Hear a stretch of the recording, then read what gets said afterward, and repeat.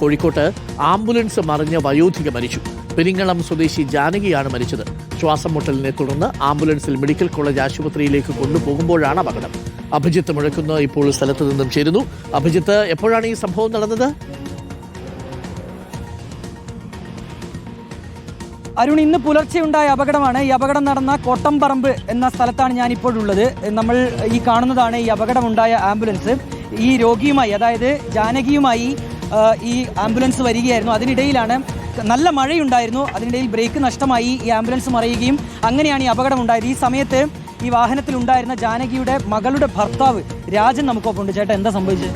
ഞാൻ 12 മണിക്ക് ഭാര്യേൻ്റെ അമ്മനെ നിർമ്മല ഹോസ്പിറ്റലിൽ കൊണ്ടുപോയായിരുന്നു വണ്ടി വിളിച്ചിട്ട്. അന്നപ്പോൾ നല്ല തോരാത്ത മഴയത്താണ്. പെട്ടെന്ന് വണ്ടി സ്ലിപ്പായി മറഞ്ഞു. ഞാൻ അതിൻ്റെ ഉള്ളിൽ പെട്ടു.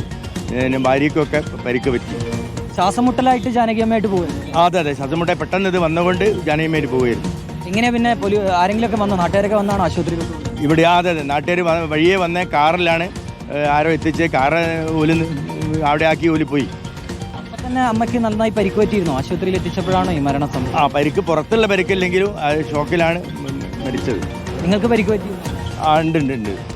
ഞാൻ തരുത്തു പോയിരുന്നു. അവിടുന്ന് പുറത്തിറങ്ങാൻ പറ്റിയില്ല വണ്ടിയിൽ നിന്ന്? ഇല്ല, പുറത്ത്